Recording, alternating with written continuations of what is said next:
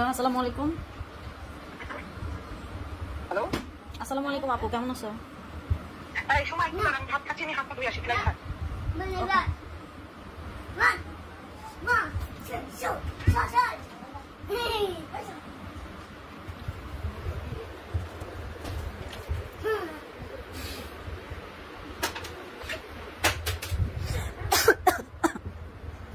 আল্লাহ,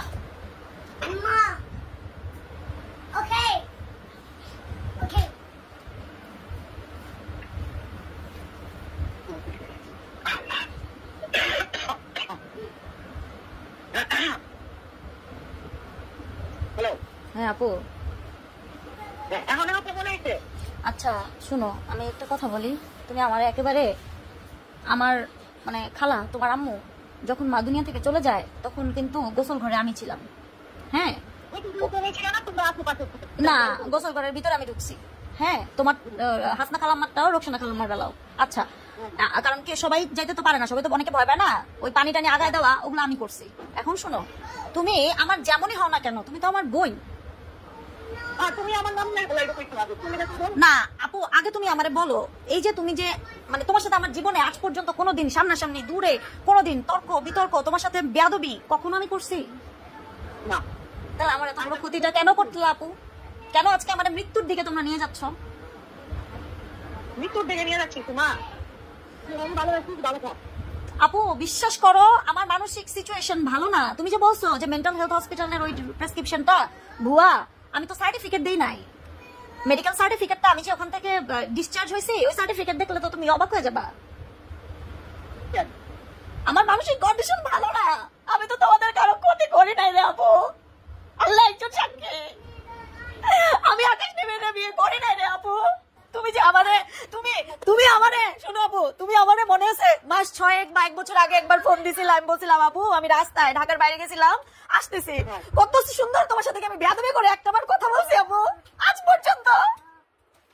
তাইলে তুমি করতে ইয়ার মধ্যে লাইভে আইসা না, লাইভে এসে করছি কেন? তুমি যখন বললা যে আম্মু নাদিম ভাইয়া নাকি আম্মুর ভয়েস রেকর্ড করে তো মানে দিছে, ছাইরা দিছে, তখন কি আমি বলছি দাঁড়া না না। আর তুমি কি বলছো আপু? শুনো, তুমি প্রত্যেকটা কমেন্টসে যায়া আকাশ নিবিড়ে প্রতিটা পোস্টে কমেন্ট করতেছিলা। আকাশ নিবিড়ে করি নাই, আকাশ নিবিড়ে কখনো করি নাই, তুমি কমেন্ট করতাম পানি রে। না, স্ক্রিন রেকর্ড আছে আকাশ নিবিড় জার্নালিস্ট পেজে, লিখছো যে আমার কাছে স্ক্রিনশট আছে, আমি তোমার দিব, কোনো সমস্যা নাই আপু। আমি একটা মিথ্যা কথা বলতেছি না।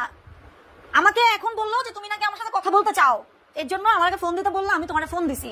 তুমি আমার বড় বোন, আমার যদি কোনো অন্যায় দেখো তুমি বাংলাদেশে আইসা আমার জুতা দিয়ে পিটাবা, তাই না? তুমি তো আমি তো তোমার বাইরের কেউ না। আমি নেহারে কলিজা দিয়ে আদর করছি, তুমি হয়তো জানো না।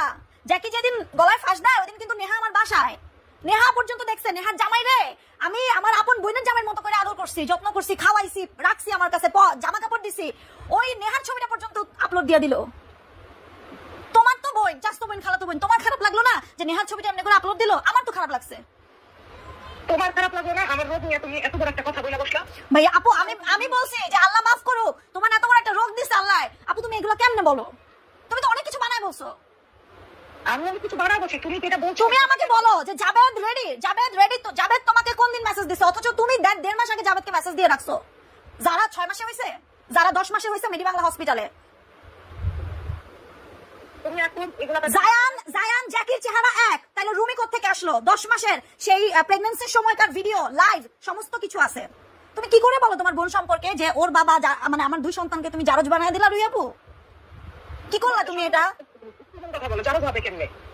তাহলে তুমি কেমনে বললা যে জ্যাকির ছেলে? জ্যাকি তো তখন জ্যাকির কোনো কিছুই ছিল না আপু, আল্লাহর কসম, আমার বাচ্চাদের কসম।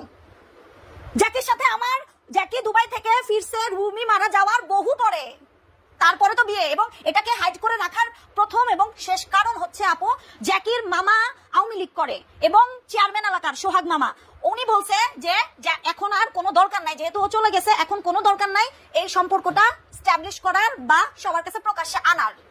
যেখানে আমার ননদ আমার শাশুড়ি জানে যে আমি জ্যাকিকে বিয়ে করছি, যেখানে আমার মা জানে, আমার মামি জানে, আমার মামি জানতো জ্যাকিকে বিয়ে করছি। তাহলে তুমি আমাকে বলো আর কাকে জানানো প্রয়োজন আমার? Let me finish. যে একটা পরিবারের আমি একটা নারী, আমার হাজবেন্ড মারা গেছে বিধবা, তারপর আমি বিয়ে বসছি বা বিয়ে করছি, সেই বিয়ের ঘটনাটা কার কার পারমিশন নিয়ে করছি বা কারা জানে? আমার শাশুড়ি জানতো, আমার ননদ জানতো, ননদের হাজবেন্ড জানতো, এরা ছাড়া তো আমার কেউ নাই। তারপরে আমার ফ্যামিলি থেকে আমার বাবা, আমার মা এবং আমার বড় মামি মানে হচ্ছে মুনার আম্মু, সে জানতো। আর কাউকে জানানো তো প্রয়োজন বোধ করি নাই আমরা, আমি করি নাই, কারণ জিনিসটা হিডেন রাখতে চাইছে জ্যাকি নিজেই, যে 2-4-5 বছর পরে গিয়ে জানাবে। তো জ্যাকির সাথে বিয়েটা আড়াল করছি আপু, আমি তো আর অবৈধ সম্পর্ক করি নাই। হ্যাঁ, তুমি আমার জুতা পিটা করতে পারো বোন হিসেবে যে তুই মুন্নার সাথে কেন গেলি, এটাও একটা ট্র্যাপ করছে আপু আমার সাথে, আমার ফ্রেমটা, আমার জায়গাটা রে আপু নিচে নামানোর জন্য। তোমার খালু কিডনি ডায়ালাইসিস চলতেছে, 6.2 তোমার খালুর কিডনির অবস্থা। আমি একা সব সামলাইতেছি আপু, আমি পারতেছি না, আমার ক্যারিয়ার শেষ আপু। আমার আত্মহত্যার প্রবণতা প্রতিদিন আপু। কি করলা আমার জীবনটা তুমি? আমি কি 12টা বিয়ে করছি আপু? কি করলা আপু? তোমাকে নিয়ে যদি আমি কিছু করি বইলা থাকি, তুমি আমার ফোন দিয়ে কইতা, তোমার কাছে তো আমার নাম্বার আছিল, আমার জীবনটা শেষ করে দিলা আমি কইরা।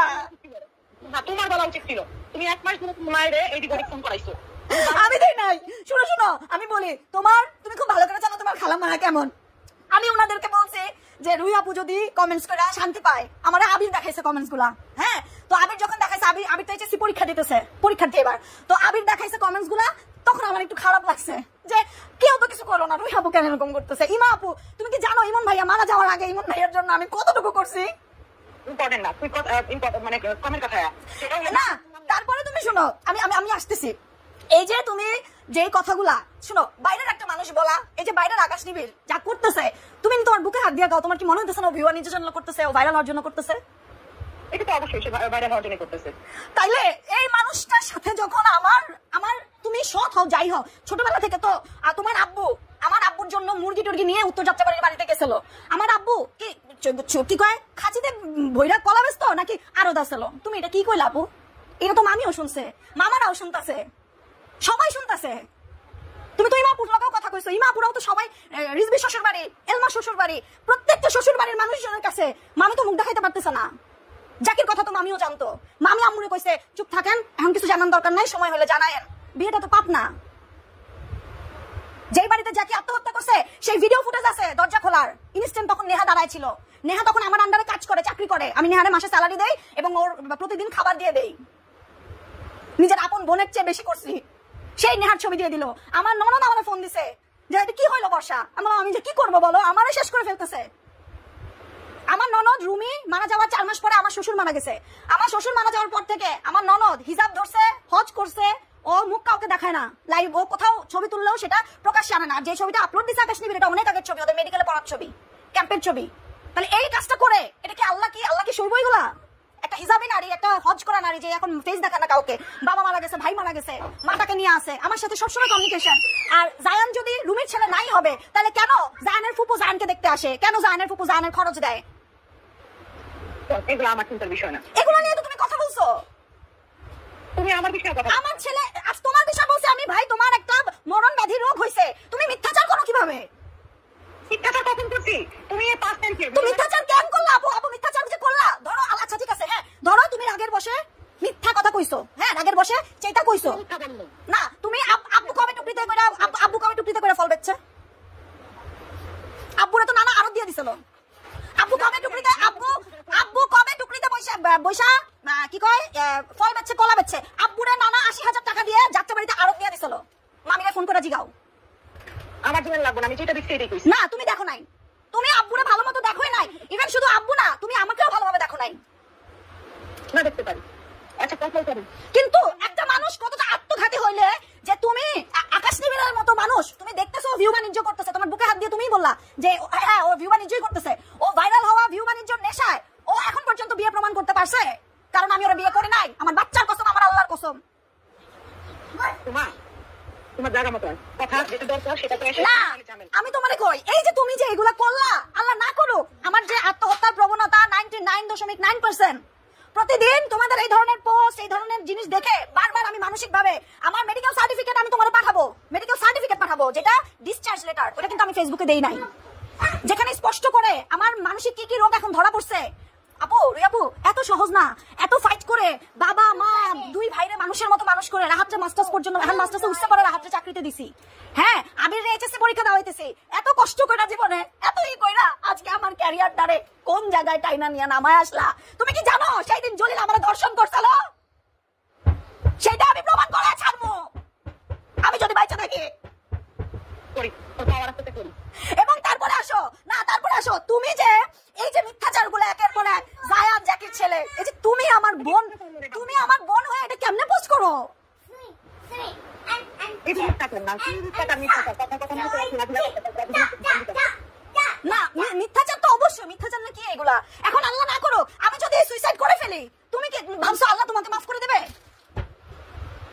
আমি যদি তোমাদের এই মিথ্যাচারের কারণে দুনিয়া থেকে চলে যাই, আমার বাচ্চা দুইটা এতিম হয়, তোমার কি মনে হয় আল্লাহ তোমাকে মাফ করে দিবে?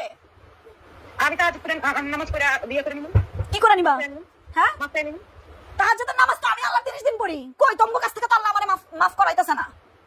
কেমন করি হাদিস ভুল করছি? তোমার কাছ থেকে তো আল্লাহ আমারে বাঁচাইতেছে না, আমি তো আল্লাহ 30 দিন তাহাজ্জুদ পড়ি, কোনদিন বাদ দেই না।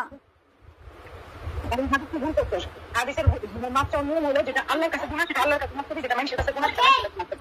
তাহলে তুমি তো আমার কাছে অনেক অনেক বার গুনাহ করছো। না অবশ্যই আমার ভেতরে যে হাত, এই হাত তো তোমার কাছে অটোমেটিকলি চলে যাবে রিয়াপু। ঠিক আছে তাহলে তুমি আমার ছোট্ট মেয়েটাকে পর্যন্ত ছাড়ো না, তুমি আমার ছেলেটাকে পর্যন্ত ছাড়ো না, অথচ এই তুমি আয়শা রুমের নিশার রিসেপশনে তুমি কি করলা? তুমি আয়শা তুমি কত কিছু কত কথা ফোনে, ওভার দা ফোন। আমি যদি বলি 1 বছর আগেও মনে হয় তুমি আমারে ফোন দিছিলা যে সুমা আমি তো রুহি আপু, আমি তোমার সাথে কত সুন্দর করে বললাম আপু আমি বাইরে গেছিলাম, ঢাকার বাইরে লং জার্নিতে, আমি ফিরতেছি ঢাকাতে, তোমার সাথে কতক্ষণ সুন্দরভাবে কথা বললাম। কি ক্ষতিটা তোমার আমি করলাম যে তুমি আমারে এমনি কইরা আকাশ নিবিড়ের পোস্টে যা তুমি কমেন্টস করলা? না। আর আমার মা খালার, আচ্ছা যেই পয়েন্টে ছিলাম, আমার মা খালার অভ্যাস তুমি খুব ভালো করে জানো। আমার মা খালা এবং তোমার মাও ইনক্লুডেড, তাদের 8 বোনের অভ্যাস তুমি ভালো করে জানো। কি ছিল? তোমার মারা 5 বোন, ওই নানান, আমার নানার ঘরের 3 বোন এক ভাই, তাই তো? তো আমার মা কি করছে, ওই কমেন্টসটা দেখছে, আবির আম্মুরে কইছে, কওয়ার পরে আম্মু ফোন দিছে নরমালি রুমানাপুরে, রুমানাপু ফোন দিছে নেহারে, নেহা দিছে আম্মুরে নাদিম ভাইয়ের নাম্বার, আমি কিন্তু কিচ্ছু জানি না আল্লাহর কসম, নাদিম ভাইয়ের নাম্বার, নাদিম ভাইয়ারে আম্মু ফোন কইরা কি কি কইছে ওগুলা রেকর্ড করছে, তারপরে তোমার কাছে গেছে। তাহলে এখানে আমি কোথায় দোষী? আমি তো বলি নাই ফোন দিতে আপু। আমি বলি একটা কথা। হ্যালো বলো। এখন আমি বলি, এখানে আমি তুমি বলি যে গত এপ্রিল 16 তারিখে যখন তুমি রোমানাকে ফোন করে বকাবকি করছিলে, তখন রোমানা খুব খারাপ করছিল। না না আমি বলি রুমান আপুকে আমি ফোন করে গালাগালি করে নাই, আমি রুমান আপুরে বলছি, আমার কাছে প্রমাণ আছে, রুমান আপুরে আমি ফোন করে বলছি রুমান আপু তুমি এই কাজ করতে পারলা, রুহি আপুরে দিয়া এগুলা ঠিক করলা, এটা বলাতে আপু হাইপার হয়ে গেছে, আপুর এমনিও মেন্টাল প্রবলেম আছে। কথা হচ্ছে শোনা, তুই সব ঘটনা আগে চেক করে দিতেছিস, এটা 16 তারিখের কথা হচ্ছে। হ্যাঁ ওই কথাই বলতেছি, তার কিছুদিন আগে রুমান আপু আমার কাছ থেকে 20,000 টাকা ধার চাইছে রোজা ঈদের সময়, তার কিছুদিন আগে। চাইতে পারো, কথা এটা তো না। এপ্রিল মাসের 16 তারিখে তুই রুমানারে ফোন করে গালিগালাজ করছিস সামান্য। আমি গালিগালাজ করি নাই, আমি কোনো গালিগালাজ করার মানুষ না। আমি বলছি, আমি বলছি যে তুমি বোন হইয়া, হ্যাঁ যেহেতু তোমার বোনরা আমি এত আগলায় রাখলাম, আমি নিজে কেরানীগঞ্জে আমি চেষ্টা করি সম্পর্কটা বিল্ড আপ রাখার জন্য অলওয়েজ। তুমি যেহেতু এই কথা বলছো, আজকের পর থেকে তুমি আমার আর ফোন দিবা না, কোনো টাকা পয়সা কোনো ব্যাপারে আমার ফোন দিবা না। রুমানা তো তখন কোনো কথা বলে নাই। তো আমি তো জানি না বিষয়টা, আমি তো জানি না, পরে তো নেহা আমারে ফোন করে বলতেছে যে বলছে নাদিম, আমি তো বিষয়টা জানি না। আবার নাদিম ভাইয়াও, আমি বলি আবার নাদিম ভাইয়াও যেটা স্বীকার করছে যে নাদিম ভাইয়া, তুমি নাদিম ভাইয়ারে যে বলছো, শুনো তুমি নাদিম ভাইয়ারে বলছো, আচ্ছা আমি এটা শেষ করি, এই কথাটা শেষ করি, তারপর তোমার কথা শুনতেছি, শুনবো তো অবশ্যই শুনবো। তো শোনো, নাদিম ভাইয়া যখন নাকি নাদিম ভাইয়ারে আমগো এলাকারই মামা ফোন দিয়া নাদিম ভাইয়ারে জিগাইছে কি কি ঘটনা, নাদিম ভাই কেন এরকম করছে, রেকর্ডিং কেন পাঠাইছে, তখন নাদিম ভাই বলছে যে আসলে রেকর্ডিংটা পাঠানোর কারণ হচ্ছে আমি তো কথা গুছায় বলতে পারি না, রুহি আপু আমারে বলছে তুই কি কস না কস ওটা রেকর্ড কইরা আমারে দিস, আমি তো বুঝি না রুহি আপু ছাইরা দিব, আমি তো জানি না রুহি আপু খালাম্মার কথা ছাইরা দিব, এটা কিন্তু স্বীকার করছে নাদিম ভাইয়া। না এইটা স্বীকার করছে নাদিম ভাইয়া, এটার প্রমাণ স্বয়ং আকাশ স্যার, আমি বলছি পড়াই তো আকাশ স্যার হচ্ছে এটার প্রমাণ। নাদিম আকাশ স্যারের কাছে কয়দিন আগে জবানবন্দি দিছে।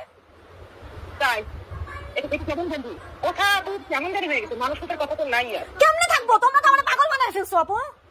ফেসবুক ময় জীবন হয়ে গেছে। হ্যাঁ তুমি আমারে পাগল বানায় ফেলছো তো তোমরা। তুমি কি করতেছো আমারে, তুমি কি করতেছো, তুমি বলো কি করতেছো তুমি? আমি আপু এটা 30% না, তুমি আমারে আরো চোখাইবা, তুমি আরো দেখবা, তোমার আমি এখনো সময় দিতেছি, তুমি আমারে চোখাই বন্ধ করো, এটা 30% না আপু। এত মিথ্যাচার করবা আর আল্লাহ তোমারে ছেড়ে দিব তুমি ভাবতেছো? মানে একটাও মিথ্যাচার না, প্রত্যেকটা মিথ্যাচার। আমি তো বললাম আমার বাপের 80,000 টাকা দিল আমার নানায় ব্যবসা করতে, আরো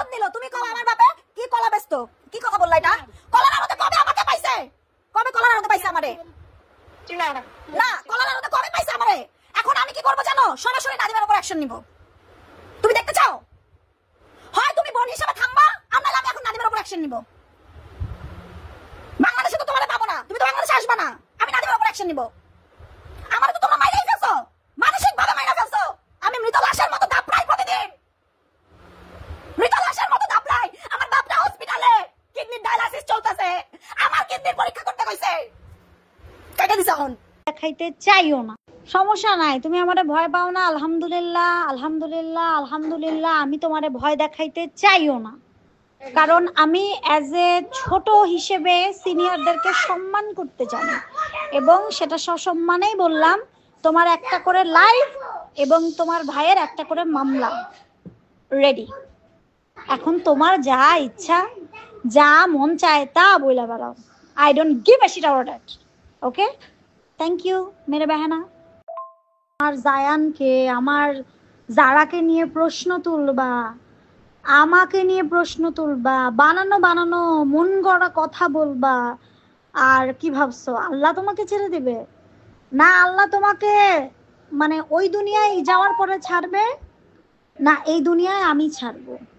তুমি যেহেতু দেশে নাই, যেহেতু দেশে যে আছে এখন তাকেই তো ধরতে হবে রুলস অনুযায়ী, তোমার একমাত্র ভাই। সরি, আমার আর কিচ্ছু করার নাই। আমি এতদিন অনেক সহ্য করছি তোমার মিথ্যাচার, এই মন গড়া কথাগুলো অনেক সহ্য করছি, যেগুলোর একটাও প্রমাণ নাই। তুমি বলছো মানসিক ইনস্টিটিউটের ওটা হাতে লেখা। আরে তুমি কি লেখাপড়া করলা? Do you have any idea যে মানসিক ইনস্টিটিউটে যখন একটা পেশেন্টরে অ্যাডমিট করে তখন তার একেবারে প্রাইমারি সেকশনের সমস্ত কিছু কলম দিয়ে তারা নোট করে, তারপরে অ্যাডমিশন হয়, তারপরে সব কিছু।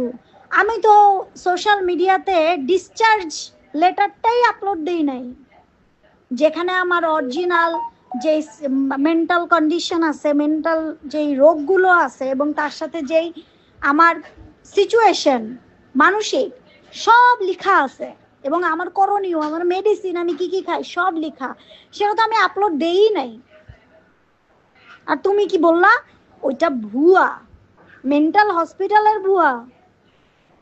মানে তুমি অনেক ফানি হয়ে গেল বিষয়টা। ভাবতাম যে তুমি একমাত্র অনেক বেশি লেখাপড়া করছো আমাদের এখানে। না রে আপু, লেখাপড়া শুধু ওই যে খাতা কলমে হয় না। বিষয়টা এরকম হয়ে গেল যে স্বশিক্ষায় শিক্ষিত হইতে পারো নাই, সামাজিকভাবে শিক্ষিত হইতে পারো নাই।